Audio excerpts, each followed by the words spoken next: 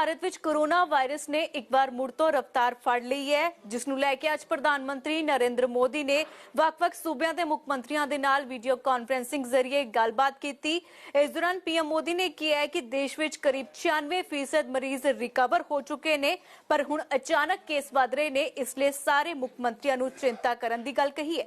96% से ज्यादा cases recover हो चुके हैं। फैटेलिटी रेट में भी भारत दुनिया के उन देशों की लिस्ट में है जहां ये रेट सबसे कम है।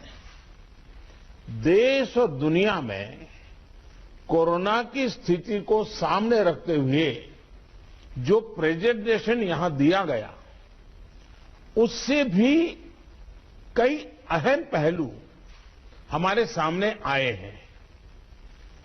दुनिया के अधिकांश कोरोना प्रभावित देश ऐसे हैं जिन्हें कोरोना की कई वेव्स का सामना करना पड़ा है। हमारे देश में भी कुछ राज्यों में केसेस कम होने के बाद अचानक से वृद्धि होने लगी है। आप सभी इन पर ध्यान दे रहे हैं, लेकिन फिर भी कुछ राज्यों का उल्लेख हुआ है, जैसे महाराष्ट्र है, पंजाब है, और आप मुख्यमंत्रियों ने भी चिंता व्यक्त की है, सिर्फ मैं कह रहा हूं ऐसा नहीं है। और विशेष चिंता की आप कर भी रहे हैं और करने की जरूरत भी है। हम ये भी देख रहे हैं कि महाराष्ट्र और एमपी में टेस्ट पॉजिटिविटी रेट बहुत ज्यादा है और केसों की संख्या भी बढ़ रही है, बहुत आ रहे हैं। इस बारे में कई ऐसे इलाकों, ऐसे जिलों में भी ये वृद्धि देखने को मिल रही है जो अभी तक खुद को बचाए हुए थे, सेफ जोन थे एक प्रकार से। अब वहां पर हमें कुछ चीजें नजर आ रही हैं। देश के 70 जिलों में तो पिछले कुछ हफ्तों में यह वृद्धि 150% से भी ज्यादा है, 150% से ज्यादा। अगर हम इस बढ़ती हुई महामारी को यही नहीं रोकेंगे तो देशव्यापी आउटब्रेक की स्थिति बन सकती है। हमें कोरोना की उस उभरती हुई सेकंड पीक को तुरंत रोकना ही होगा और इसके लिए हमें क्विक और डिसाइसिव कदम उठाने होंगे। कई जगह देखने को मिल रहा है कि मास्क को लेकर अब स्थानीय प्रशासन द्वारा भी उतनी गंभीरता नहीं दिखाई जा रही।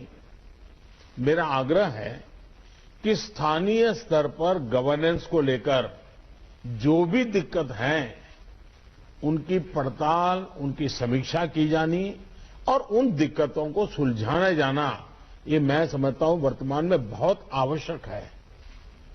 ये मंथन का विषय है कि आखिर कुछ क्षेत्रों में ही टेस्टिंग कम क्यों हो रही है, क्यों ऐसे ही क्षेत्रों में टीकाकरण भी कम हो रहा है। मैं समझता हूं कि ये गुड गवर्नेंस की परीक्षा का भी समय है। कोरोना की लड़ाई में हम आज जहां तक पहुंचे हैं उसमें और उससे जो आत्मविश्वास आया है, ये आत्मविश्वास, हमारा कॉन्फिडेंस ओवर कॉन्फिडेंस भी नहीं हो जाना चाहिए।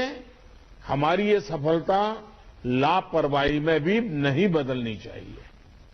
हमें जनता को पैनिक मोड में भी नहीं लाना है। एक भय का साम्राज्य फैल जाए, ये भी स्थिति नहीं लानी है। और कुछ सावधानियां बरत करके, कुछ इनिशिएटिव लेकर के हमें जनता को परेशानी से मुक्ति भी दिलानी है। अपने प्रयासों में हमें अपने पुराने अनुभवों को शामिल करके रणनीति बनानी होगी। हर राज्य के अपने अपने प्रयोग हैं, अच्छे प्रयोग हैं, अच्छे इनिशिएटिव हैं। कई राज्य दूसरे राज्यों से नए नए प्रयोग सीख भी रहे हैं, लेकिन अब एक साल में हमारी गवर्नमेंट मशीनरी को नीचे तक ऐसी स्थितियों में कैसे काम करना, करीब करीब ट्रेनिंग हो चुकी है। अब हमें प्रोएक्टिव होना जरूरी है। हमें जहां जरूरी हो और ये मैं आग्रहपूर्वक कहता हूं, माइक्रो कंटेनमेंट जोन बनाने का विकल्प भी किसी भी हालत में ढिलास नहीं लानी चाहिए। इस पर बड़े आग्रह से काम करना चाहिए। जिलों में काम कर रही पैंडेमिक जो रिस्पांस टीम्स को कंटेनमेंट और सर्वेलेंस एसओपीस इसकी रीओरिएंटेशन की आवश्यकता हो, वो भी किया जाना चाहिए। फिर से एक बार 4 घंटे 6 घंटे के लिए बैठ करके चर्चा हो, हर लेवल पे चर्चा हो, सेंसिटाइज भी करेंगे, पुरानी चीजें याद भी करा देंगे और गति भी ला सकते हैं। और इसके साथ ही टेस्ट, ट्रैक और ट्रीट, इसको लेकर भी हमें उतनी ही गंभीरता की जरूरत है जैसे कि हम पिछले 1 साल से करते आ रहे हैं। हर संक्रमित व्यक्ति के कॉन्टैक्ट को कम से कम समय में ट्रैक करना और आरटी-पीसीआर टेस्ट रेट 70% से ऊपर रखना बहुत अहम है।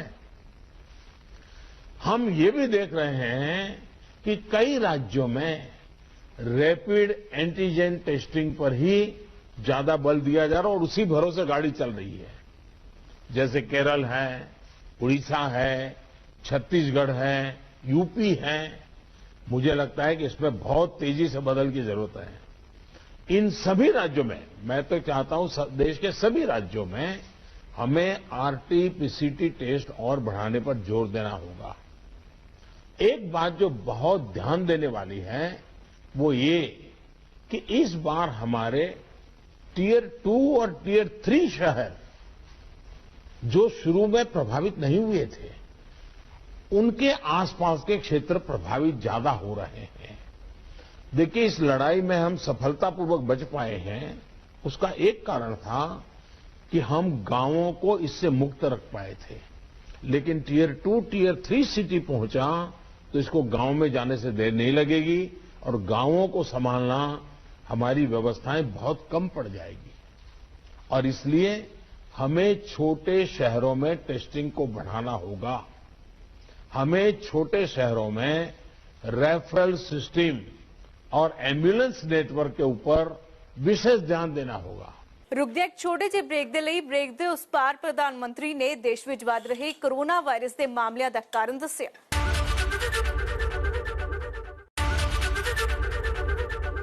ਦੇਸ਼ ਵਿੱਚ ਅੱਜ ਲਗਾਤਾਰ 7ਵੇਂ ਦਿਨ ਕੋਰੋਨਾ ਵਾਇਰਸ ਦੇ ਮਾਮਲਿਆਂ ਵਿੱਚ ਵਾਧਾ ਦਰਜ ਕੀਤਾ ਗਿਆ ਹੈ। ਪਿਛਲੇ 24 ਘੰਟਿਆਂ ਦੌਰਾਨ ਕਰੀਬ 3 ਮਹੀਨਿਆਂ ਬਾਅਦ 28,000 ਤੋਂ ਵੱਧ ਨਵੇਂ ਕੇਸ ਆਏ ਨੇ ਤੇ 188 ਲੋਕਾਂ ਦੀ ਮੌਤ ਹੋਈ ਹੈ, ਜਿਸ ਨੂੰ ਲੈ ਕੇ ਅੱਜ ਪ੍ਰਧਾਨ ਮੰਤਰੀ ਨਰਿੰਦਰ ਮੋਦੀ ਨੇ ਮੀਟਿੰਗ ਦੇ ਦੌਰਾਨ कोरोना वायरस के वाधे मामलों का कारण दस्या। प्रेजेंटेशन में ये भी बात हमारे सामने रखी गई कि अभी वायरस का स्प्रेड डिस्प्रेस्ड मैनर में हो रहा है।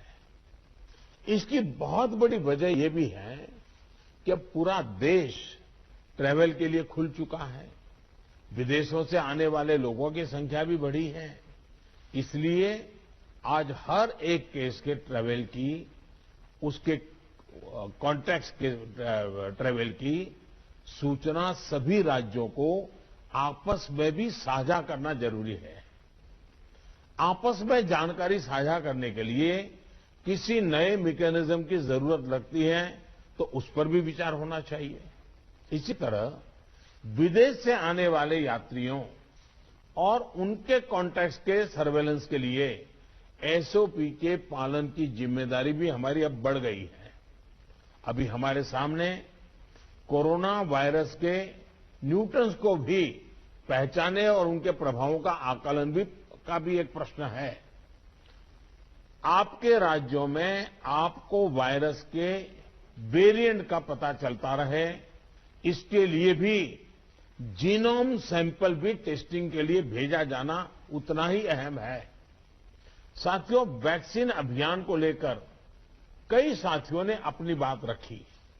निश्चित तौर पर इस लड़ाई में वैक्सीन अब 1 साल के बाद हमारे हाथ में एक हथियार आया है।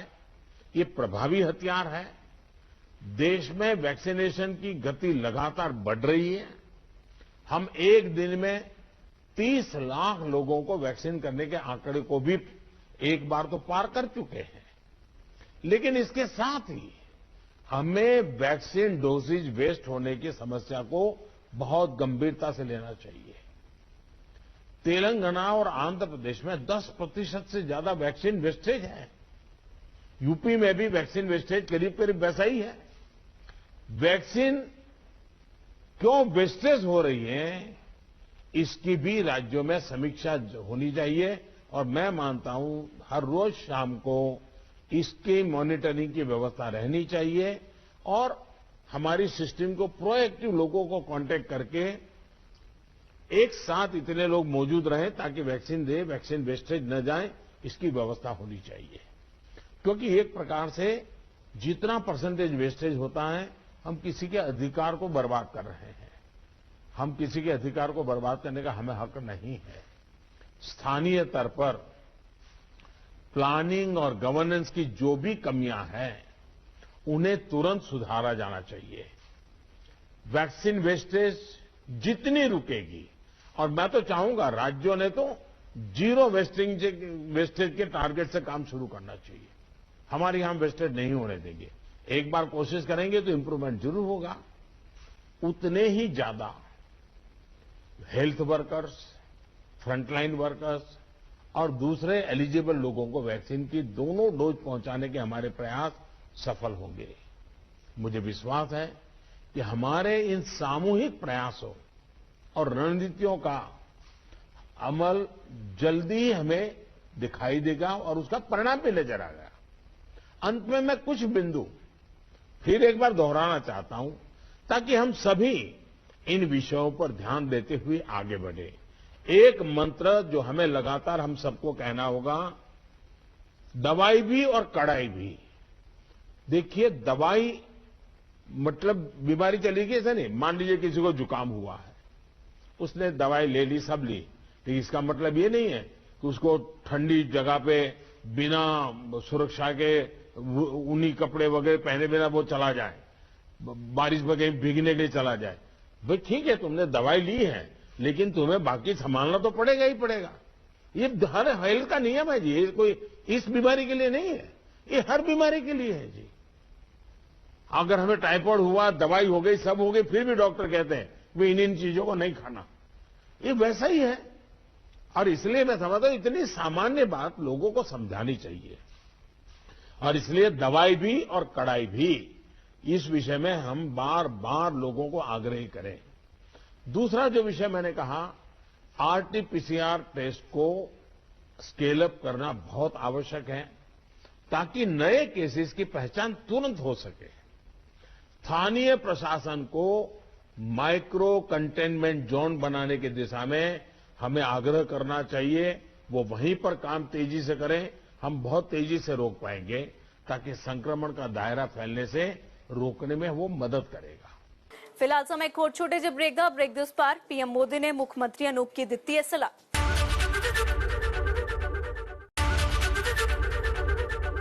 ਦੇਸ਼ ਵਿੱਚ ਕੋਰੋਨਾ ਵਾਇਰਸ ਦੇ ਮਾਮਲਿਆਂ ਦੀ ਕੁੱਲ ਗਿਣਤੀ ਹੁਣ 1,14,38,000 ਤੋਂ ਪਾਰ ਹੋ ਚੁੱਕੀ ਹੈ। ਅਜਿਹੇ ਵਿੱਚ ਪੀਐਮ ਮੋਦੀ ਨੇ ਮੁੱਖ ਮੰਤਰੀਆਂ ਨੂੰ ਟੈਸਟਿੰਗ ਅਤੇ ਵੈਕਸੀਨੇਸ਼ਨ ਨੂੰ ਵਧਾਉਣ ਤੇ ਜ਼ੋਰ ਦਿੱਤਾ ਹੈ। वैक्सीन लगाने वाले केंद्रों की संख्या बढ़ाने की आवश्यकता है। वो प्राइवेट हो, सरकारी हो, जितना, जैसा आपने मैप देखा होगा, वो आपके लिए भी राज्यवार भी बनाया। वो शुरू में जो ग्रीन डॉट वाला बताया था, और देखने से ही पता चलता है बहुत सारे इलाके हैं कि जहां लाइट ग्रीन लग रहा है, मतलब कि हमारे वैक्सीनेशन सेंटर उतने नहीं है और या तो एक्टिव नहीं है। देखिए, टेक्नोलॉजी हमारी बहुत मदद कर रही है। हम बहुत आसानी से डे टू डे चीजों को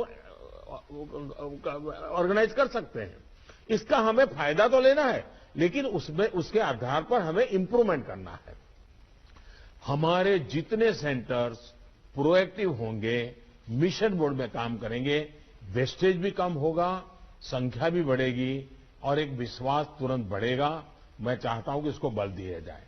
साथ ही एक बात हमें ध्यान रखनी होगी, क्योंकि ये वैक्सीन निरंतर प्रोडक्शन हो रहा है और जितना जल्दी हम इससे बाहर निकले, हमें निकलना है। अदरवाइज ये 1 साल, 2 साल, 3 साल तक खींचता चला जाएगा।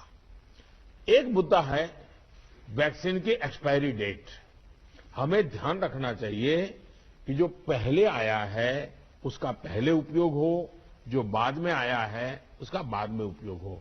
अगर जो बाद में आया हुआ हम पहले उपयोग कर लेंगे तो फिर एक्सपायरी डेट और वेस्टेज की स्थिति बन जाएगी।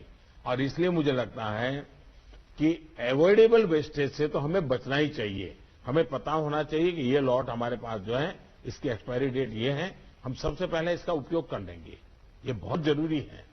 और इन सभी बातों के साथ इस संक्रमण के फैलाव को रोकने के लिए जो मूलभूत कदम है, जैसा मैं कहता हूं, दवाई भी और कड़ाई भी। मास्क पहनना है, 2 गज की दूरी बनाए रखना है, साफ सफाई का ध्यान रखना है, पर्सनल हाइजीन हो या सोशल हाइजीन, पूरी तरह उसको बल देना पड़ेगा। ऐसे कई कदम जो पिछले 1 साल से हम करते आए हैं, फिर से एक बार उसको बल देने की जरूरत है। फिर से इस बार आग्रह करने की जरूरत है। उसमें हमें कड़ाई करनी पड़े तो करनी चाहिए। जैसे हमारे कैप्टन साहब कह रहे थे कि हम कल से एक बड़ा कड़ाई करने का मूवमेंट चला रहे, अच्छी बात है।